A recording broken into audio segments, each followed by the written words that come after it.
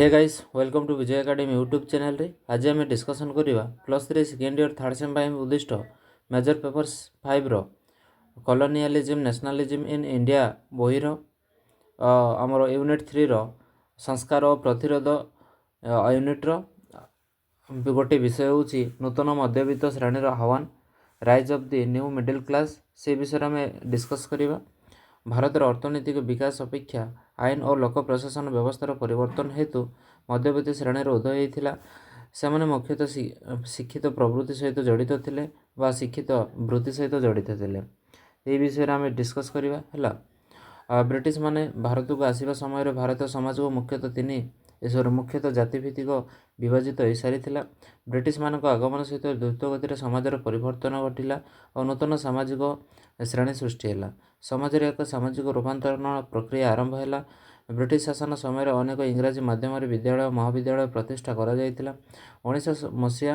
सुधा हजार हजार इंग्राजी शिक्षक वकील डाक्तर सांबादिक सरकारी अधिकारी थिले या शिक्षित मानक अपेक्षाकृत भल स्थिति थिबारु सेमाने मध्यवित्त श्रेणी भाव गणा हेले भारतीय समाज रूपांतरण उत्पन्न यह नूतन श्रेणी गुड़िकर ग्रामीण और सहरांचल स्थान उभाई कृषि क्षेत्र में ब्रिटिश सरकार जमीदार कृषक श्रमी और आधुनिक श्रेणीर व्यवसाय महाजन सृष्टि कले सहरांचल पुंजीपति शिल्पपति खनि शिल्प परिवहन क्षेत्र में नियोजन आधुनिक श्रमिक श्रेणी छोट व्यवसाय और दोकानी माने उभा हेले ब्रिटिश शासन मुख्य उद्देश्य थिला एक नूतन अभिजात श्रेणी उत्पत्ति प्रोत्साहित करी उपनिवेशवादी लक्ष्य गुड़िक पूरण कर समर्थन प्रदान करवा ब्रिटिश शिक्षा कार्यप्रणाली उपरକୁ उठा सुजोग प्रदान करवा या भारतर पाश्चात्य शिक्षा सहित एक शिक्षित मध्यवित्त श्रेणी सृष्टि कर सहायक होता यह श्रेणी को ब्राउन साहिबा नाम नामित करागला भारतर मध्यवित्त श्रेणी 1935 मसीह ब्रिटिश मान द्वारा अणाई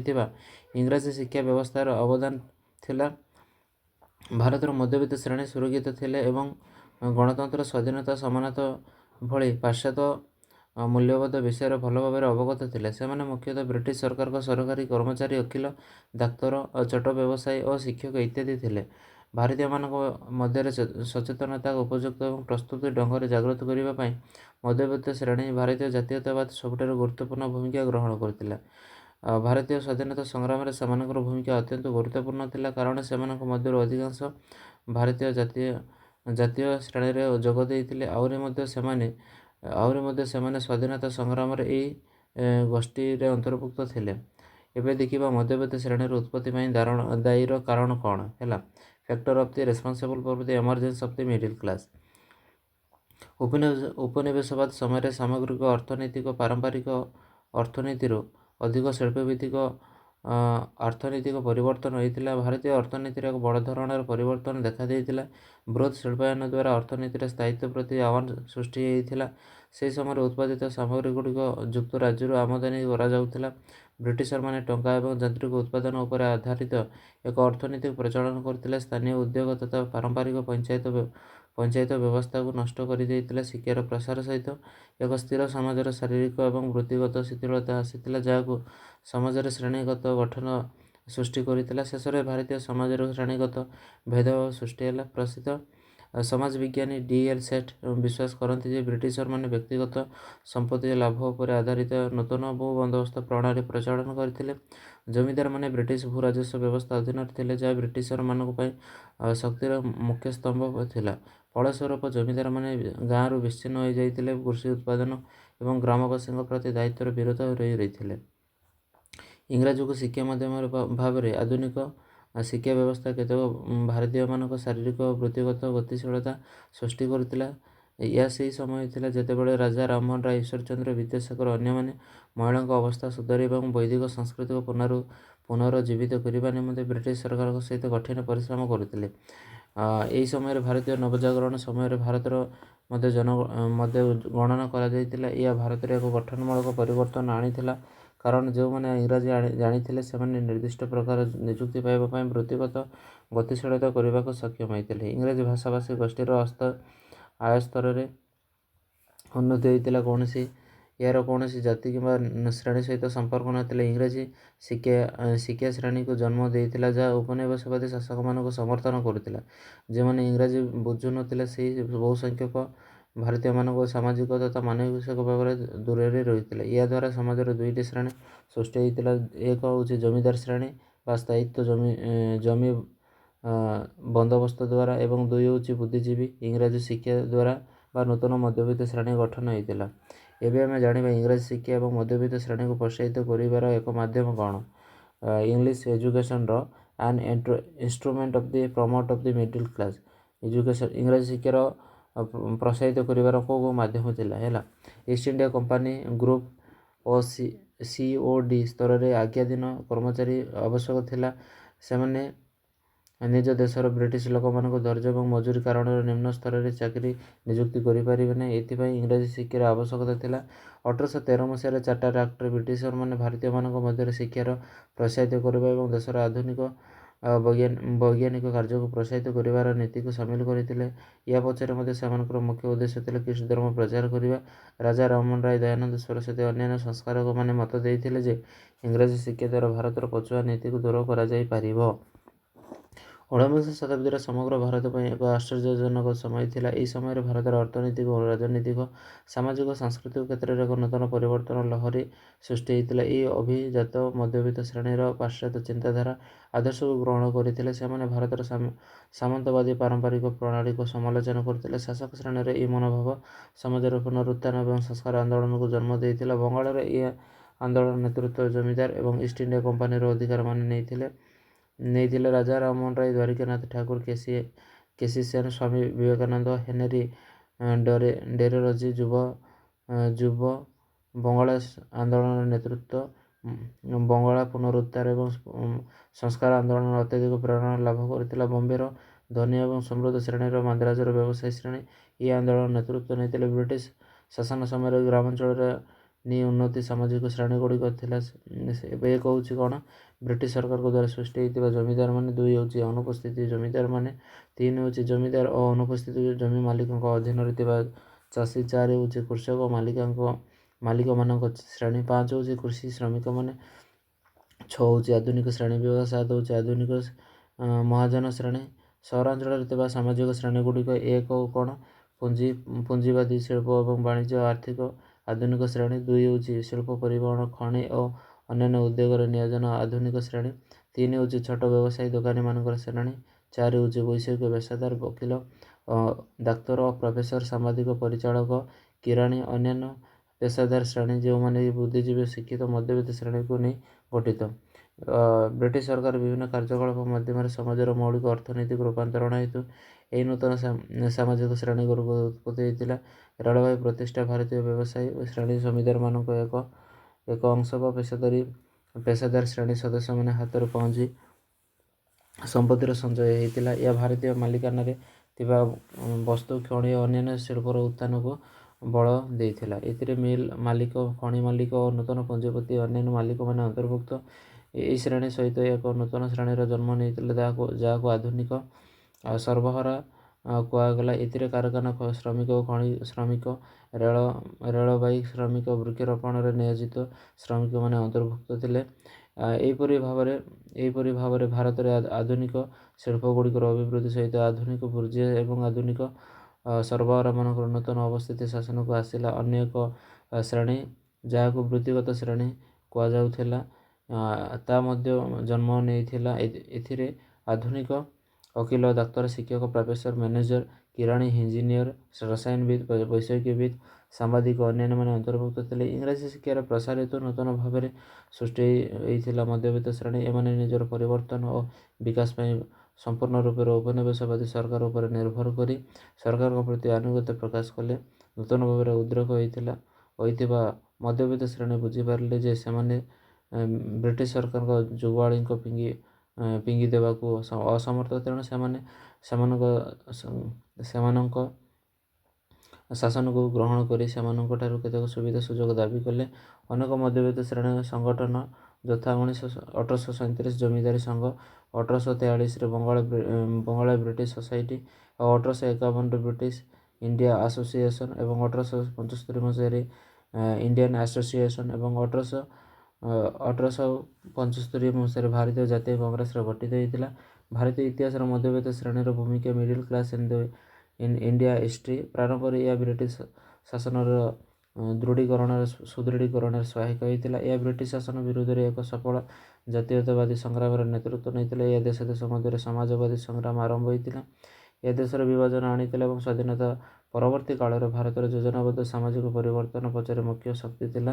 ନୂତନ ଓ ମଧ୍ୟବିତ୍ତ ଶ୍ରେଣୀ ମାଧ୍ୟମରେ ବ୍ରିଟିଶମାନେ ଭାରତର ଆଧୁନିକୀକରଣ ମୁଖ୍ୟ କାର୍ଯ୍ୟକର୍ତ୍ତା ଥିଲେ। ମଧ୍ୟବିତ୍ତ ଶ୍ରେଣୀ ଦ୍ୱାରା ଭାରତର ଶାସନରେ ଆରମ୍ଭ ହୋଇଥିବା ପରିବର୍ତ୍ତନଗୁଡ଼ିକ ମୂଳତଃ ଇଷ୍ଟ ଇଣ୍ଡିଆ କମ୍ପାନୀ ଦ୍ୱାରା ପ୍ରୋତ୍ସାହିତ ହୋଇଥିଲା। ଭାରତୀୟ ବୁଦ୍ଧିଜୀବୀମାନେ କେବଳ ଇଂରାଜୀ ଭାଷା ମାଧ୍ୟମରେ ଆଧୁନିକ ପାଶ୍ଚାତ୍ୟ ରାଷ୍ଟ୍ର ବା ସଭ୍ୟତା ସହିତ ପରିଚିତ ହୋଇଥିଲେ। ଇଂରାଜୀ ନୂତନ ଅଭିଜାତ ବର୍ଗର ଦୃଢ଼ୀକରଣ ଆକର୍ଷଣ ପାଲଟିଥିଲା। ମଧ୍ୟବିତ୍ତ ଶ୍ରେଣୀ ଏହାର ସମସ୍ତ ବୈଶିଷ୍ଟ୍ୟଗୁଡ଼ିକ ବିରୋଧାଭାସ ସହିତ ଭାରତୀୟ ସମାଜକୁ ଆଧୁନିକୀକରଣ କରିବାକୁ ଚାହୁଁଥିଲେ। ଏହାଦ୍ୱାରା ଇଂରେଜମାନଙ୍କର ବିକାଶ ମଡେଲକୁ ଗ୍ରହଣ କରାଯାଇଥିଲା। ଏହା ପାଶ୍ଚାତ୍ୟ ଉଦାରବାଦୀ ପ୍ରଗତି ସମାନତା ଧାରଣା ଦ୍ୱାରା ଅଧିକ ପ୍ରଭାବିତ ହୋଇଥିଲା। ଇଂଲଣ୍ଡର ପାଳିତ ମୂଲ୍ୟବୋଧ ଭାରତୀୟ ଆଧ୍ୟାତ୍ମିକତା ବିରୁଦ୍ଧରେ ବୈଦିକତା ଏବଂ ଧର୍ମନିରପେକ୍ଷ ମୂଲ୍ୟବୋଧ ପାରମ୍ପରିକ ଭାରତୀୟ ଏବଂ ସାହସବାଦୀ ମୁଖ୍ୟ ବିରୁଦ୍ଧରେ ବ୍ୟକ୍ତିବାଦକୁ ଜନ୍ମ ଦେଇଥିଲା। ଏହି ଶ୍ରେଣୀ ଏକ ଆକର୍ଷଣୀୟ ବୈଶିଷ୍ଟ୍ୟ ହେଉଛି ଅଧିକାଂଶ ସାମାଜିକ ସଂସ୍କାର ମଧ୍ୟବିତ୍ତ ଶ୍ରେଣୀରୁ ଆସିଥିଲା।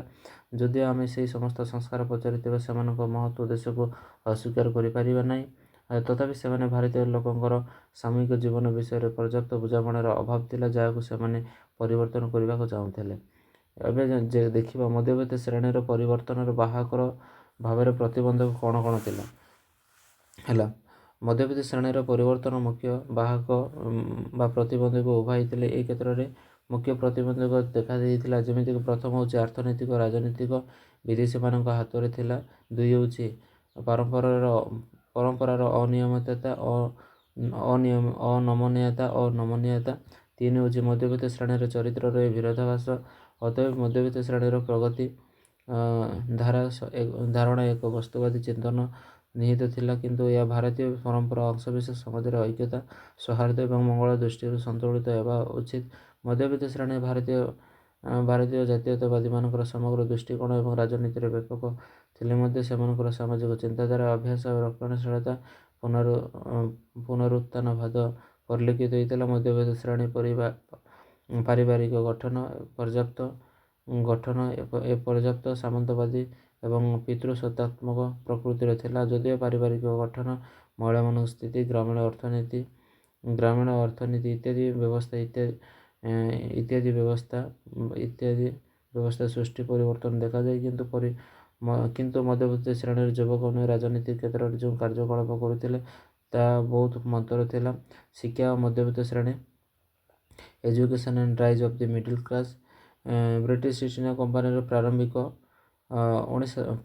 60 ବର୍ଷ ସେମାନେ ଭାରତର ଶିକ୍ଷାର ପ୍ରସାର ନିମନ୍ତେ କୌଣସି ପଦକ୍ଷେପ ଗ୍ରହଣ କରିନଥିଲେ। ପରବର୍ତ୍ତୀ ସମୟରେ ଯେତେବେଳେ ସେମାନେ ହୃଦୟଙ୍ଗମ କଲେ ଯେ ଭାରତୀୟମାନଙ୍କୁ ଶିକ୍ଷା ଦେଇ ବିଶ୍ୱସ୍ତ ଓ ତାଲିମପ୍ରାପ୍ତ ଶ୍ରମିକ ପାଇପାରିବା, ସେତେବେଳେ ସେମାନେ ଭାରତର ଆଧୁନିକ ଶିକ୍ଷାକୁ ପ୍ରୋତ୍ସାହିତ କରିବାକୁ ପଦକ୍ଷେପ ନେଲେ।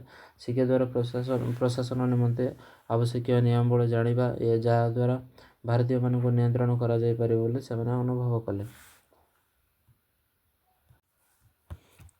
ଏବେ ଆମେ ଦେଖିବା ଇଂରାଜୀ ଶିକ୍ଷା ନିମନ୍ତେ ବ୍ରିଟିଶମାନଙ୍କ ପ୍ରଚେଷ୍ଟା କ'ଣ।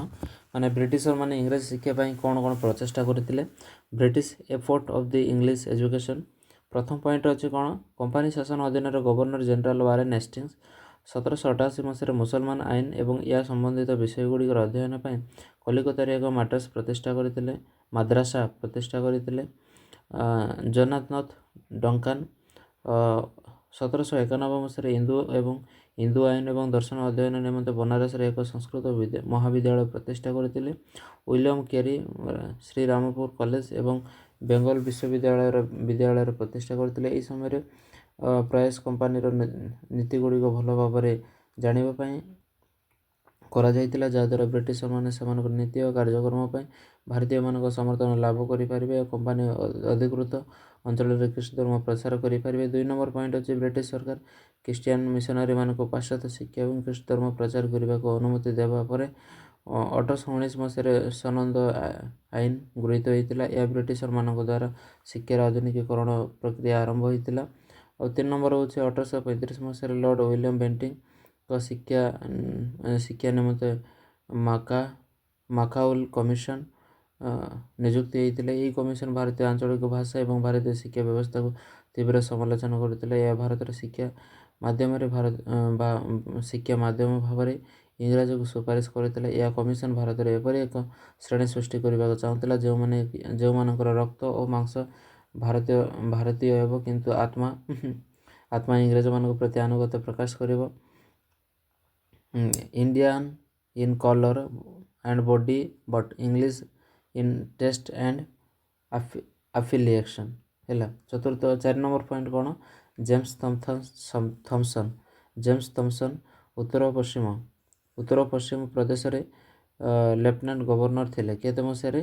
ନା 1843ରୁ 1853 ମସିହା ମଧ୍ୟରେ। ସେ ଆଞ୍ଚଳିକ ଭାଷାରେ ଗ୍ରାମାଞ୍ଚଳରେ ଶିକ୍ଷା ପାଇଁ ଯୋଜନା ପ୍ରସ୍ତୁତ କରିଥିଲେ। ତାଙ୍କର ମୁଖ୍ୟ ଉଦ୍ଦେଶ୍ୟ ଥିଲା ନବଗଠିତ ରାଜସ୍ୱ ଏବଂ ଜନସାଧାରଣଙ୍କ କାର୍ଯ୍ୟ ବିଭାଗ ପାଇଁ କର୍ମଚାରୀଙ୍କ ପ୍ରଶିକ୍ଷଣ ଦେବା। 5 ନମ୍ବର ପଏଣ୍ଟ ଅଛି କ'ଣ? ଉଡ୍ସେ ଡେସ୍ପାଚ୍ କେବେ? ନା 1854 ମସିହାରେ ଭାରତରେ ଇଂରାଜୀ ଶିକ୍ଷାର ମାଗ୍ନା କାର୍ଟା ଭାବରେ ପରିଚିତ। Charles Wood East India Company Board of Controller ଅଧ୍ୟକ୍ଷ ଥିଲେ। 1854 ମସିହାରେ ତତ୍କାଳୀନ ଭାରତୀୟ ଗଭର୍ଣ୍ଣର ଜେନେରାଲ ଲର୍ଡ ଡେଲହାଉସି ଭାରତରେ ଶିକ୍ଷା ବ୍ୟବସ୍ଥାକୁ ନିୟମିତ କରିବା ପାଇଁ ଏକ ପତ୍ର ପଠାଇଥିଲେ।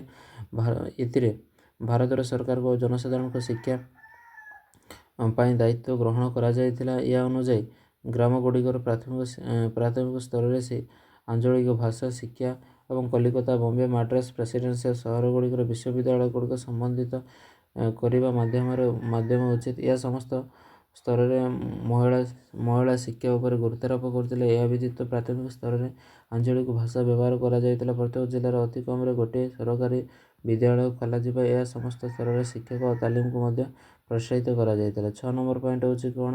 ଉଡ୍ସ ଡେସ୍ପାଚ୍ ପରେ ଶିକ୍ଷା କ୍ଷେତ୍ରରେ ଅନେକ ବିକାଶ କରାଯାଇଥିଲା। ମହିଳା ଶିକ୍ଷାର ପ୍ରୋତ୍ସାହନ ନିମନ୍ତେ 1849 ମସିହାରେ କଲିକତାରେ ଜେ.ଇ.ରେ ବେଥୁନ୍ ଦ୍ୱାରା ବେଥୁନୀ ବିଦ୍ୟାଳୟ ପ୍ରତିଷ୍ଠା କରାଯାଇଥିଲା। ସମସ୍ତ ପ୍ରଦେଶରେ ଶିକ୍ଷା ବିଭାଗ ଗଠନ କରାଯାଇଥିଲା। 1857 ମସିହାରେ ବମ୍ବେ, ମାଦ୍ରାସ, କଲିକତା ବିଶ୍ୱବିଦ୍ୟାଳୟ ପ୍ରତିଷ୍ଠା କରାଯାଇଥିଲା। ବିହାର, ପୁସାଠାରେ କୃଷି ପ୍ରତିଷ୍ଠାନ ଏବଂ ରୁରକିରେ ଇଞ୍ଜିନିୟରିଂ ପ୍ରତିଷ୍ଠାନ ଆରମ୍ଭ କରାଯାଇଥିଲା। 7 ନମ୍ବର ପଏଣ୍ଟ କ'ଣ? ହଣ୍ଟର ଶିକ୍ଷା ଆୟୋଜନ 1882ରୁ 1853 ଉଡ୍ ଡେସ୍ପାଚ୍ ପରଠାରୁ ବ୍ରିଟିଶ ଭାରତୀୟ ଶିକ୍ଷାର ଅଗ୍ରଗତି ସମୀକ୍ଷା କରିବା ପାଇଁ ନିଯୁକ୍ତି କରାଯାଇଥିଲା। ଏହି ଆୟୋଗର ମୁଖ୍ୟ ଥିଲେ ସାର୍ ୱିଲିୟମ୍ ହଣ୍ଟର। ଏହି ଆୟୋଗ ମୁଖ୍ୟ ଉଦ୍ଦେଶ୍ୟ ଥିଲା ଭାରତରେ ଶିକ୍ଷାର ବିଭିନ୍ନ ଦିଗ ବିଶେଷ କରି ପ୍ରାଥମିକ ଶିକ୍ଷା ଉପରେ ବିଚାର କରିବା। ଉଡ୍ସ ଡେସ୍ପାଚ୍ କାର୍ଯ୍ୟକାରିତା ବିଷୟରେ ଅନୁସନ୍ଧାନ କରିବା। ଏହି ଆୟୋଗର ଗୁରୁତ୍ୱପୂର୍ଣ୍ଣ ସୁପାରିଶ ହେଉଛି ଜିଲ୍ଲା ଓ ନଗର ବୋର୍ଡ଼ର ସ୍ଥାନୀୟ ସ୍ୱୟଂ ଶାସନ ଅଧୀନରେ ପ୍ରାଥମିକ ଶିକ୍ଷାର ନିୟନ୍ତ୍ରଣ କରିବା। ଏଥିପାଇଁ ଗ୍ରାମୀଣ ସହରାଞ୍ଚଳର ଭବିଷ୍ୟତ ଭୁଲ ବୁଝାମଣା ନିମନ୍ତେ ପାଣ୍ଠି ଅଲଗା କରାଯାଇଥିଲା। 8 ନମ୍ବର ପଏଣ୍ଟ କ'ଣ? ହଣ୍ଟର କମିଟି ପରେ 1902 ମସିହାରେ ରାଲେଗା ଆୟୋଗ ଗଠନ କରାଯାଇଥିଲା, ଯାହା ବିଶେଷ ଭାବରେ ଭାରତର ଉଚ୍ଚଶିକ୍ଷା ଏବଂ ବିଶ୍ୱବିଦ୍ୟାଳୟ ବ୍ୟବସ୍ଥାର ସମ୍ଭାବନା ଦେଖିବା ଏବଂ ସେମାନଙ୍କ ସମ୍ବିଧାନ ଓ କାର୍ଯ୍ୟର ଉନ୍ନତି ପାଇଁ କେତେକ ପଦକ୍ଷେପ ସୁପାରିଶ କରାଯାଇଥିଲା। ରାଲାଗେ ଆୟୋଗର ସୁପାରିଶ ଉପରେ ଆଧାର କରି 1904 ମସିହାରେ ଭାରତୀୟ ବିଶ୍ୱବିଦ୍ୟାଳୟ ଅଧିନିୟମ ଗୃହୀତ ହୋଇଥିଲା। ଏହି ଅଧିନିୟମ ଅନୁଯାୟୀ ବିଶ୍ୱବିଦ୍ୟାଳୟଗୁଡ଼ିକ ଶିକ୍ଷା ଅଧ୍ୟୟନ ଏବଂ ଗବେଷଣାରେ ଏକ ଗୁରୁତ୍ୱପୂର୍ଣ୍ଣ ଭୂମିକା ଦିଆଯାଇଥିଲା। 9 ନମ୍ବର ପଏଣ୍ଟ କ'ଣ? ଶିକ୍ଷାନୀତି ଉପରେ ସରକାରୀ ପ୍ରସ୍ତାବ ଓ ସଂକଳ୍ପ 1913 ମସିହାରେ ସରକାର ବାଧ୍ୟତାମୂଳକ ଶିକ୍ଷାର ଦାୟିତ୍ୱ ଗ୍ରହଣ କରିବା ପାଇଁ ମନା କରିଦେଲେ କିନ୍ତୁ ନିରକ୍ଷରତା ଦୂର କରିବା ପାଇଁ ଏକ ନୀତି ପ୍ରସ୍ତୁତ କରିବାକୁ ପ୍ରସ୍ତାବ ଗ୍ରହଣ କଲେ। ଏହା ପ୍ରାଦେଶିକ ସରକାରକୁ ପ୍ରାଥମିକ ଶିକ୍ଷା ପ୍ରଦାନ ପାଇଁ ପଦକ୍ଷେପ ନେବାକୁ ଅନୁରୋଧ କଲା। ଏହି ନିଷ୍ପତ୍ତି ନିଆଗଲା ଯେ ପ୍ରତ୍ୟେକ ପ୍ରଦେଶରେ ଏକକ ବିଶ୍ୱବିଦ୍ୟାଳୟ ପ୍ରତିଷ୍ଠା କରାଯିବ। 10 ନମ୍ବର ପଏଣ୍ଟ କ'ଣ? କଲିକତା ବିଶ୍ୱବିଦ୍ୟାଳୟର ସମସ୍ୟା ଅଧ୍ୟୟନ କରିବା ପାଇଁ ସାଡଲର ବିଶ୍ୱବିଦ୍ୟାଳୟ କମିଶନ ସାଡଲର ୟୁନିଭର୍ସାଲ କମିଶନ 1917 ମସିହାରେ ପ୍ରତିଷ୍ଠା କରାଯାଇଥିଲା। ସାଇକେଲ ମାଡଲର ଏହାର ଅଧ୍ୟକ୍ଷ ଥିଲେ। ଏହି କମିଟିର ଭାରତୀୟ ସଦସ୍ୟମାନେ ସାର୍ ଆଶୁତୋଷ ମୁଖାର୍ଜୀ, ଡକ୍ଟର ଜିଆଉଦ୍ଦିନ ଅହମଦ। ଏହି କମିଟିର ସୁପାରିଶ ଗୁଡ଼ିକର ଅନ୍ୟ ବିଶ୍ୱବିଦ୍ୟାଳୟଗୁଡ଼ିକ ପାଇଁ ଅଧିକ କିମ୍ବା କମ୍ ପ୍ରଯୁଜ୍ୟ ଥିଲା। ଏହି କମିଶନର ମୁଖ୍ୟ ସୁପାରିଶ ଗୁଡ଼ିକ ଥିଲା: 1. ଗଣ କମିଶନ ଶିକ୍ଷକମାନଙ୍କୁ ପ୍ରଶିକ୍ଷଣ ସମ୍ବନ୍ଧରେ ସୁପାରିଶ କରିବେ। 2 ହେଉଛି ଶିକ୍ଷକମାନଙ୍କୁ ପର୍ଯ୍ୟାପ୍ତ ପ୍ରଶିକ୍ଷଣ ସୁଯୋଗ ପ୍ରଦାନ କରିବେ। 3 ହେଉଛି ୟା ମତ ଦେଇଥିଲା ଯେ ବିଶ୍ୱବିଦ୍ୟାଳୟ ନିର୍ଦ୍ଦିଷ୍ଟ ପରିମାଣର କ୍ଷମତା ବାହାରେ କ୍ଷମତା ରହିବା ଉଚିତ, ଯାହା ସେମାନଙ୍କୁ ସରକାର କିମ୍ବା ଅଧିକାରୀମାନଙ୍କୁ ବାହ୍ୟ ନିୟନ୍ତ୍ରଣ ବିନା ସ୍ୱାଧୀନ ଭାବରେ କାର୍ଯ୍ୟ କରିବାକୁ ଅନୁମତି ଦେବ। 4 ନମ୍ବର ପଏଣ୍ଟ କ'ଣ? ମାଧ୍ୟମିକ କାର୍ଯ୍ୟକ୍ରମ ବିଶ୍ୱବିଦ୍ୟାଳୟ ମଧ୍ୟରେ ସୀମା ସୃଷ୍ଟି କରାଯାଇଛି। ସରକାର ମଧ୍ୟ ମାଧ୍ୟମିକ କଲେଜ ସୃଷ୍ଟି କରିବାର କ୍ଷମତା ପାଇଲା। 5 ନମ୍ବର ପଏଣ୍ଟ ହେଉଛି ଉଚ୍ଚ ମାଧ୍ୟମିକ ଓ ମାଧ୍ୟମିକ ଶିକ୍ଷା ଭିନ୍ନ ଭିନ୍ନ ବୋର୍ଡ ସୃଷ୍ଟି କଲା। 6 ନମ୍ବର ହେଉଛି ଢାକାରେ ଏକ ପୃଥକ ଆବାସିକ ଶିକ୍ଷାଦାନ କଲେଜର ପ୍ରତିଷ୍ଠା କରାଯିବ। 7 ନମ୍ବର ପଏଣ୍ଟ ହେଉଛି ପ୍ରଶାସନ ଏବଂ ଜଣେ ବେତନବାହୀ ପୂର୍ଣ୍ଣକାଳୀନ କୁଳପତି ନିଯୁକ୍ତି ହେବା ଜରୁରୀ। 8 ନମ୍ବର ହେଉଛି ଉଚ୍ଚ ମାଧ୍ୟମିକ କଲେଜ ଏବଂ ବିଶ୍ୱବିଦ୍ୟାଳୟର ପ୍ରତ୍ୟେକ ଭାବରେ ପ୍ରତିଷ୍ଠା କରିବା ଜରୁରୀ। ପାଠ୍ୟକ୍ରମରେ କଳା, ଇଞ୍ଜିନିୟରିଂ, ବିଜ୍ଞାନ, ଶିଳ୍ପ, ଶିକ୍ଷା ଇତ୍ୟାଦି ଭଳି ବିଭିନ୍ନ ବିଷୟ ରହିବା ଉଚିତ। 9 ନମ୍ବର ହେଉଛି ମ୍ୟାଟ୍ରିକୁଲେସନ୍ ପରୀକ୍ଷା ପରିବର୍ତ୍ତେ କେବଳ ଉଚ୍ଚ ମାଧ୍ୟମିକ ପରୀକ୍ଷା ପାସ୍ କରିବା ପରେ ଛାତ୍ରମାନଙ୍କୁ ବିଶ୍ୱବିଦ୍ୟାଳୟ ପରିସରରେ ପ୍ରବେଶ କରିବାକୁ ଅନୁମତି ଦିଆଯିବ। 10 ନମ୍ବର ହେଉଛି ବିଶ୍ୱବିଦ୍ୟାଳୟ ଶିକ୍ଷାରେ ପାସ୍ କୋର୍ସଗୁଡ଼ିକ ଅନର୍ସ କୋର୍ସଗୁଡ଼ିକ ଭିନ୍ନ କରାଯିବ। ଆଉ 11 ନମ୍ବର ପଏଣ୍ଟ ହେଉଛି କ'ଣ? ଉଚ୍ଚ ବିଦ୍ୟାଳୟ, ସରକାରୀ ବିଦ୍ୟାଳୟ, ଉଚ୍ଚ ବିଦ୍ୟାଳୟ, ସରକାରୀ ବିଶ୍ୱବିଦ୍ୟାଳୟ ଓ ଉଚ୍ଚ ମାଧ୍ୟମିକ କଲେଜର ପ୍ରତିନିଧିମାନଙ୍କୁ ନେଇ ମାଧ୍ୟମିକ ଓ ଉଚ୍ଚ ମାଧ୍ୟମିକ ଶିକ୍ଷା ବୋର୍ଡ ପ୍ରତିଷ୍ଠା କରାଯିବା ଆବଶ୍ୟକ। ସାଡଲର କମିଶନ ଏବଂ କଲିକତା ବିଶ୍ୱବିଦ୍ୟାଳୟର କମିଶନ କଲିକତା ବିଶ୍ୱବିଦ୍ୟାଳୟର ସମସ୍ୟାଗୁଡ଼ିକ ଖୋଜିବା ରିପୋର୍ଟ କରିବା ଲକ୍ଷ୍ୟରେ ପ୍ରତିଷ୍ଠା କରାଯାଇଥିଲା। କମିଶନ ଶିକ୍ଷା ବ୍ୟବସ୍ଥାରେ ଅନେକ ଦୋଷ ଦୁର୍ବଳତା ପାଇଲେ, ଯେଉଁଥିରେ କିଛି ଅନୁଷ୍ଠାନ ଖରାପ ପ୍ରଶାସନ, ତାଲିମ ପ୍ରାପ୍ତ ଶିକ୍ଷକଙ୍କ ଅଭାବ ଏବଂ ପରମ୍ପରା ପଦ୍ଧତି ମହିଳାମାନଙ୍କୁ ବାଦ ଦେବା ମାଧ୍ୟମିକ ଶିକ୍ଷା ଉପରେ କମ୍ ଧ୍ୟାନ ଦେବା ଅନ୍ତର୍ଭୁକ୍ତ ହୋଇଥିଲା। ଏହି କମିଶନ କେତେକ ସୁପାରିଶ ଦେଇଥିଲା ଯେ କଲିକତା ବିଶ୍ୱବିଦ୍ୟାଳୟ ଦେଶର ଉନ୍ନତିରେ ସହାୟକ ହେବ। ଏହି ସୁପାରିଶଗୁଡ଼ିକ ଶିକ୍ଷା କ୍ଷେତ୍ରରେ ଭାରତକୁ ଲାଭ ଦେଉଥିଲା। ଏହା ଅନୁଷ୍ଠାନଗୁଡ଼ିକ କାର୍ଯ୍ୟକ୍ଷମତାକୁ ଉନ୍ନତି କରୁଥିଲା। 11 ନମ୍ବର ପଏଣ୍ଟ କ'ଣ? 11 ନମ୍ବର ପଏଣ୍ଟ ଅଛି 1937 ମସିହା ନିର୍ବାଚନ ସମୟରେ ଭାରତୀୟ ଜାତୀୟ କଂଗ୍ରେସ (INC) ପ୍ରାର୍ଥୀମାନେ ମାଗଣା ବାଧ୍ୟତାମୂଳକ ଶିକ୍ଷାକୁ ସେମାନଙ୍କର ଏକ ଘୋଷଣା ଭାବରେ ଦର୍ଶାଇଥିଲେ। ସେମାନେ ବିଜୟୀ ପରେ କଂଗ୍ରେସ ଗାନ୍ଧିଜୀଙ୍କ ଶିକ୍ଷା ଯୋଜନାକୁ ଆଗକୁ ବଢ଼ାଇବା ପାଇଁ ନିଷ୍ପତ୍ତି ନେଇଥିଲେ, ଯେ ହରିଜନ ପତ୍ରିକାରେ ପ୍ରକାଶିତ ହୋଇଥିଲା। କଂଗ୍ରେସ କେତେକ ପରିବର୍ତ୍ତନ ସହିତ ଏହି ଯୋଜନାକୁ ଆନୁଷ୍ଠାନିକ ଭାବରେ ପ୍ରସ୍ତାବ ଦେବାକୁ ନିଷ୍ପତ୍ତି ନେଇଥିଲା।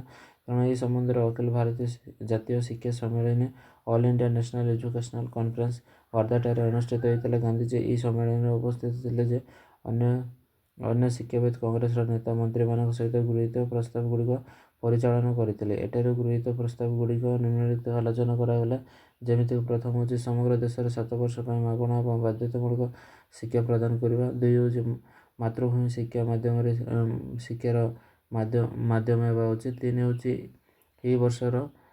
ଏହି 7 ବର୍ଷର ଅବଧି ମଧ୍ୟରେ ଶିକ୍ଷା ବିଭିନ୍ନ ପ୍ରକାର ହସ୍ତକର୍ମ ଉତ୍ପାଦକ କାର୍ଯ୍ୟ ଆଧାରିତ ହେବା ଉଚିତ। ଏଥିପାଇଁ ଶିଶୁର ପରିବେଶ ଉପରେ ଆଧାରିତ କରି ଏକ ହସ୍ତଶିଳ୍ପ କରାଯିବା ଆବଶ୍ୟକ। 4 ନମ୍ବର ପଏଣ୍ଟ ହେଉଛି ଏହି ବ୍ୟବସ୍ଥା ଶିକ୍ଷକମାନଙ୍କର ପାରିଶ୍ରମିକ ସୃଷ୍ଟି କରାଯିବ। ଆଉ ବିଶେଷତ୍ୱ କ'ଣ ବା ଫିଚର କ'ଣ? ୱାର୍ଦ୍ଧା ଯୋଜନାର ମୌଳିକ ବୈଶିଷ୍ଟ୍ୟଗୁଡ଼ିକ ଯାହା ସମୟାନୁକ୍ରମିକ ବିକଶିତ ହୋଇଥିଲା ତାହା ନିମ୍ନ ଆଲୋଚନା କରାଗଲା। 1 କ'ଣ? ଗାନ୍ଧିଜୀ 7 ରୁ 14 ବର୍ଷ ପର୍ଯ୍ୟନ୍ତ ସମସ୍ତ ବାଳକ ବାଳିକାମାନଙ୍କ ପାଇଁ ଶିକ୍ଷାକୁ ମାଗଣା ବାଧ୍ୟତାମୂଳକ କରିବା ଚାହୁଁଥିଲେ। ସେ ଏକ ଶିକ୍ଷା ଯୋଜନା ବିକଶିତ କରିଥିଲେ, ଯାହା ଭାରତୀୟ ଲୋକଙ୍କ ସଂସ୍କୃତି ଏବଂ ସଭ୍ୟତା ସହିତ ସାମଞ୍ଜସ୍ୟ ରକ୍ଷା କରି ବ୍ୟାପକ ଶିକ୍ଷା ପ୍ରସାରକୁ ବାସ୍ତବବାଦୀ ଉପାୟରେ ସମାଧାନ କରିପାରିବେ। 7 ରୁ 14 ବର୍ଷ ପର୍ଯ୍ୟନ୍ତ 8 ବର୍ଷ ପାଇଁ ମାଗଣା ବାଧ୍ୟତାମୂଳକ ଶିକ୍ଷା 2ଟି ପର୍ଯ୍ୟାୟରେ ଦିଆଯିବ। କନିଷ୍ଠ ପର୍ଯ୍ୟାୟ 5 ବର୍ଷ, ବରିଷ୍ଠ ପର୍ଯ୍ୟାୟ 3 ବର୍ଷ। 2 ନମ୍ବର ପଏଣ୍ଟ ହେଉଛି ଏହି ଯୋଜନା ମୌଳିକ ଧାରଣା ହେଉଛି କୌଣସି ହସ୍ତଶିଳ୍ପ କିମ୍ବା ଉତ୍ପାଦନ କାର୍ଯ୍ୟ ମାଧ୍ୟମରେ ଶିକ୍ଷା ପ୍ରଦାନ କରିବ। ହସ୍ତଶିଳ୍ପ କାର୍ଯ୍ୟ ଶିଶୁକୁ ଇନ୍ଦ୍ରିୟ ଏବଂ ଯନ୍ତ୍ରଣାରେ ସମନ୍ୱୟରେ ହାସଲ କରିବା ଏବଂ ସଚ୍ଚୋଟ ଶ୍ରମ ମୂଲ୍ୟ ପ୍ରଶଂସା କରିବାରେ ସାହାଯ୍ୟ କରିବେ। ଗାନ୍ଧିଜୀଙ୍କ ମତରେ ଗ୍ରାମୀଣ ହସ୍ତଶିଳ୍ପ ମାଧ୍ୟମରେ ମନକୁ ପ୍ରଶିକ୍ଷଣ ଦେବାର ପଦ୍ଧତି ଆରମ୍ଭ ମନର ପ୍ରକୃତି ଶୃଙ୍ଖଳିତ ବିକାଶକୁ ପ୍ରୋତ୍ସାହିତ କରିବା। ଜାକିର ହୁସେନ କମିଟି ଦ୍ୱାରା ଶିକ୍ଷା କ୍ଷେତ୍ରରେ ଶିକ୍ଷା କେନ୍ଦ୍ର ଭାବରେ ଶିଳ୍ପଗୁଡ଼ିକ ଗ୍ରହଣ କରିବାର ସୁବିଧାଗୁଡ଼ିକ ନିମ୍ନଲିଖିତ ଅଟେ, ଯେମିତିକି ପ୍ରଥମ ହେଉଛି ମନସ୍ତାତ୍ତ୍ୱିକ ଦୃଷ୍ଟିକୋଣ।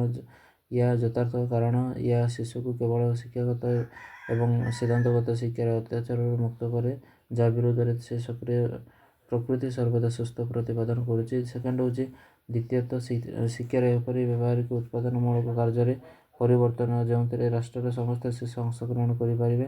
ଶ୍ରମିକ ଓ ବୁଦ୍ଧିଜୀବୀ ଶ୍ରମିକମାନଙ୍କ ମଧ୍ୟରେ ପୂର୍ବରୁ ଥିବା ପକ୍ଷପାତ ବାଧାକୁ ଭାଙ୍ଗି ପାରିବ, ଯାହା ଉଭୟଙ୍କ ପାଇଁ କ୍ଷତିକାରକ ହୋଇଥାଏ। 3 ନମ୍ବର କ'ଣ, ଅର୍ଥନୈତିକ ଦୃଷ୍ଟିକୋଣରୁ ଯଦି ଏହାକୁ ବୁଦ୍ଧିମାନ ଭାବରେ ଦକ୍ଷତାର ସହିତ କାର୍ଯ୍ୟକାରୀ କରାଯାଏ, ତେବେ ଏହି ଯୋଜନା ଶ୍ରମିକମାନଙ୍କ ଉତ୍ପାଦନ କ୍ଷମତା ବୃଦ୍ଧି କରିବା, ସେମାନେ ସେମାନଙ୍କର ଅବସର ସମୟରେ ଲାଭଜନକ ଭାବରେ ଉପଭୋଗ କରିପାରିବେ। 4 ନମ୍ବର କ'ଣ, ଶିକ୍ଷାଗତ ଦୃଷ୍ଟିକୋଣ ଶିଶୁମାନଙ୍କ ଦ୍ୱାରା ହସ୍ତଶିଳ୍ପ ମାଧ୍ୟମରେ ଅର୍ଜିତ ଜ୍ଞାନକୁ ଅଧିକ ବାସ୍ତବତା ପ୍ରଦାନ କରାଯାଇପାରିବ, କାରଣ ଜ୍ଞାନ ଜୀବନ ସହିତ ଜଡ଼ିତ। ଆଉ 3 ନମ୍ବର କ'ଣ, ଏହି ଯୋଜନାର ଆତ୍ମନିର୍ଭରଶୀଳତା 2ଟି ଉପାୟରେ କରାଯାଇପାରେ। ଯେମିତି ପ୍ରଥମ ହେଉଛି ଶିକ୍ଷା, ଯାହା ପରବର୍ତ୍ତୀ ଜୀବନରେ ଆତ୍ମନିର୍ଭରଶୀଳତା ହେବାକୁ ସାହାଯ୍ୟ କରିଥାଏ। 2 ହେଉଛି ଶିକ୍ଷା, ଯାହା ନିଜ ଆତ୍ମନିର୍ଭରଶୀଳତା। ଗାନ୍ଧୀଜୀଙ୍କ ମୌଳିକ ଧାରଣା ଯେ ଯଦି ଚୟନ କରାଯାଇଥିବା ହସ୍ତଶିଳ୍ପକୁ ଦକ୍ଷତାର ସହିତ କିମ୍ବା ସମ୍ପୂର୍ଣ୍ଣ ଭାବରେ ଶିକ୍ଷା ଦିଆଯାଏ, ତେବେ ଏହା ବିଦ୍ୟାଳୟ ଶିକ୍ଷକମାନଙ୍କୁ ବେତନ ଖର୍ଚ୍ଚ ଭରଣ କରିବାକୁ ସକ୍ଷମ ହୋଇପାରିବେ। ଏଥିରେ ତାଙ୍କର ଲକ୍ଷ୍ୟ ଥିଲା ଶ୍ରମର ଗରିମା ପ୍ରଦାନ କରିବା, ବିଦ୍ୟାଳୟରେ ତ୍ୟାଗ କରିବା ପଛରେ ଛାତ୍ରମାନଙ୍କ ପାଇଁ ଏକ ସାଧାରଣ ବା ସଚ୍ଚୋଟ ଜୀବିକାକୁ ନିଶ୍ଚିତ କରିବା।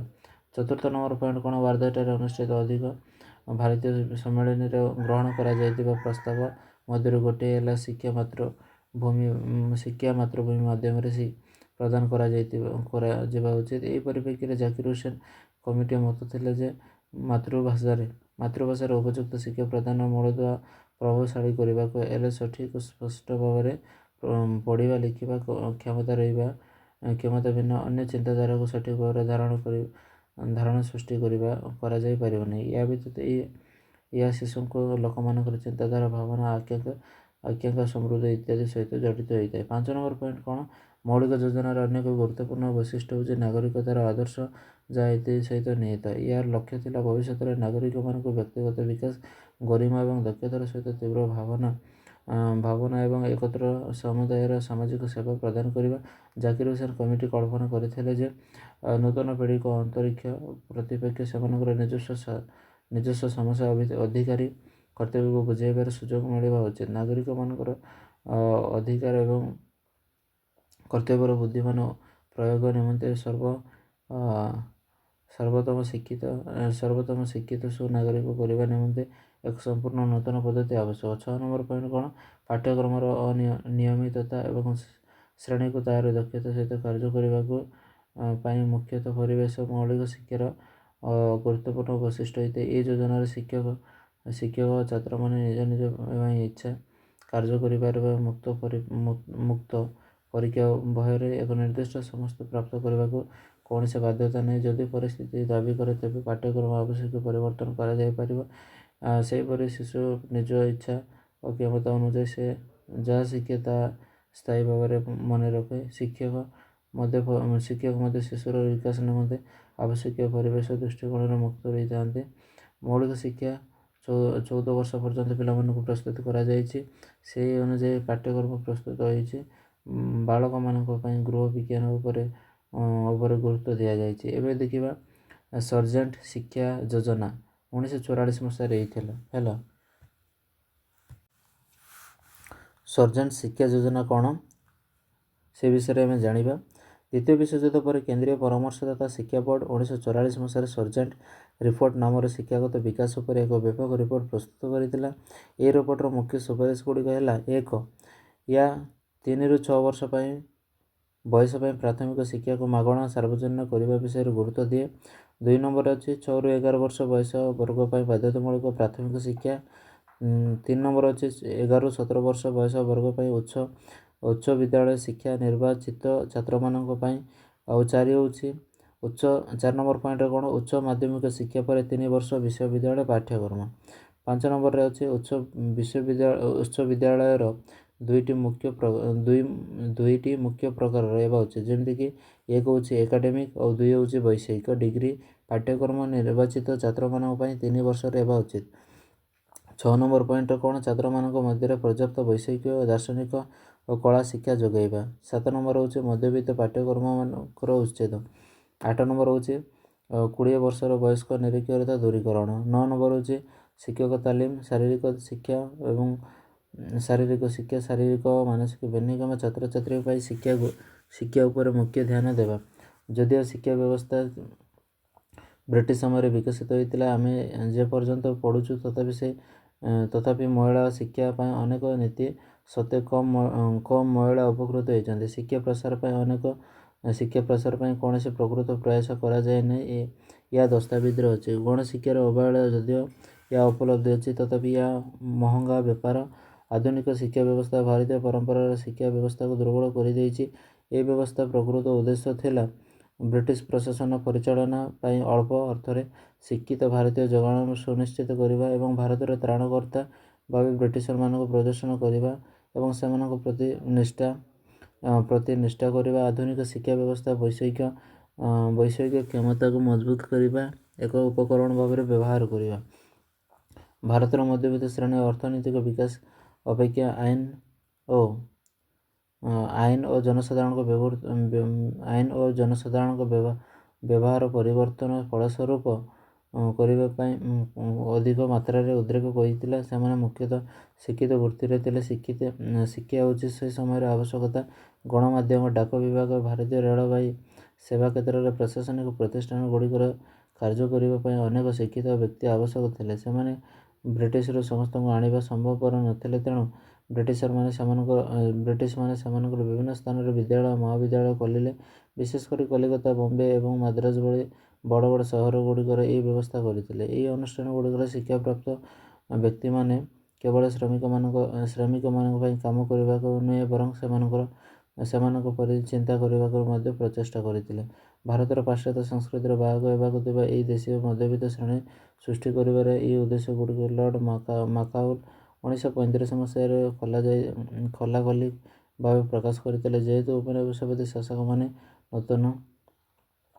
ନୂତନ ପ୍ରଶାସନିକ ନୀତିଗୁଡ଼ିକ ପ୍ରତିକ୍ରିୟା ଅର୍ଥନୀତିକୁ ପରିବର୍ତ୍ତନ କରିବାକୁ ଆରମ୍ଭ କଲେ, ଅନେକ ବ୍ୟବସାୟିକ ନୂତନ ଭାବରେ ଉଭାଇଥିଲେ। ସହର ନଗରଗୁଡ଼ିକୁ ଯାଇ ସ୍ୱାଧୀନ ବ୍ୟବସାୟ ଆରମ୍ଭ କଲେ। ବଢ଼ୁଥିବା ଅର୍ଥନୈତିକ କାର୍ଯ୍ୟକଳାପ ବାଣିଜ୍ୟ ଏବଂ ବ୍ୟବସାୟିକ କାର୍ଯ୍ୟକଳାପକୁ ପ୍ରୋତ୍ସାହିତ କଲା। କିଛି ବ୍ୟବସାୟୀ ପର୍ଯ୍ୟାପ୍ତ ସଞ୍ଚୟ କରି ଆଧୁନିକ ଶିଳ୍ପରେ ନିବେଶକୁ ଲାଗିଲେ। ଜାତୀୟତାବାଦୀ ନେତୃତ୍ୱ ଦ୍ୱାରା ଆରମ୍ଭ କରାଯାଇଥିବା ସ୍ୱଦେଶୀ ଆନ୍ଦୋଳନ ଦେଶୀୟ ଶିଳ୍ପକୁ ପ୍ରୋତ୍ସାହନ ଦେଲା। ଶ୍ରମଶକ୍ତିକୁ ନିଯୁକ୍ତି ଦେବା ଉଚିତ।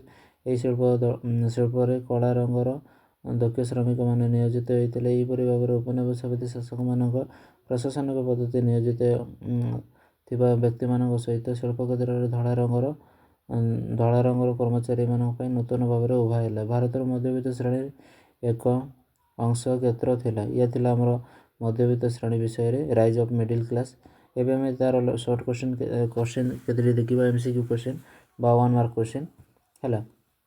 ପ୍ରଥମ କୋଶ୍ଚିନ୍ ଅଛି କ'ଣ? ମଧ୍ୟବିତ୍ତ ଶ୍ରେଣୀ ଡ୍ୟାସ୍ ନାମରେ ପରିଚିତ ଥିଲେ।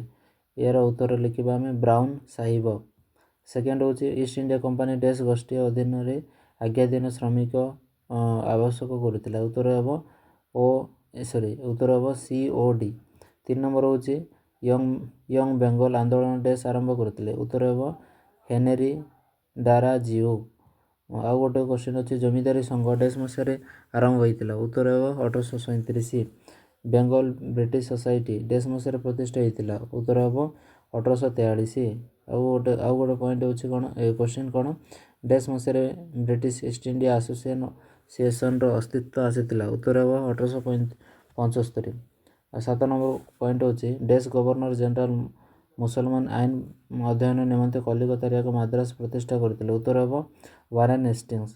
8 ନମ୍ବର କୋଶ୍ଚିନ୍ 1971 ମସିହାରେ ହିନ୍ଦୁ ଆଇନ ଓ ଦର୍ଶନ ଅଧ୍ୟୟନ ନିମନ୍ତେ ବାରାଣସୀରେ ଡ୍ୟାସ୍ ସଂସ୍କୃତ କଲେଜ ପ୍ରତିଷ୍ଠା କରିଥିଲେ। ଉତ୍ତର ହେବ ଜୋନାଥନ୍ ଡଙ୍କନ୍।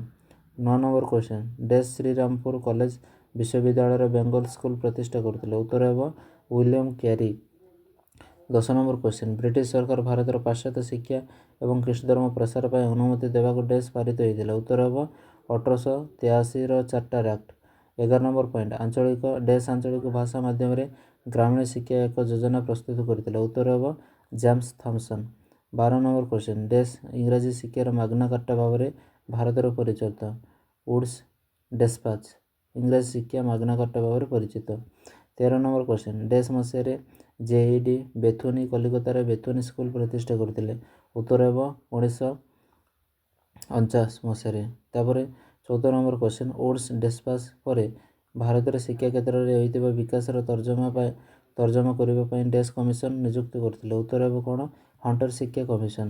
15 ନମ୍ବର କ୍ୱେଶ୍ଚନ୍ ଡେସ୍ କମିଶନ 1902 ମସିହାରେ ଗଠନ ହୋଇଥିଲା, ଯାହା ମୁଖ୍ୟ କାର୍ଯ୍ୟ ଥିଲା ଭାରତରେ ବିଶ୍ୱବିଦ୍ୟାଳୟର ଶିକ୍ଷାର ବିଭିନ୍ନ ଦିଗରେ ବିଷୟରେ ଆଲୋଚନା କରିବାକୁ ଗଠନ କରାଯାଇଥିଲା। ଉତ୍ତର ହେବ କ'ଣ? ରାଲେଗ୍ କମିଶନ। 16 ନମ୍ବର କ୍ୱେଶ୍ଚନ୍ ସେଡଲର କମିଶନର ଅନ୍ୟ ନାମ କ'ଣ?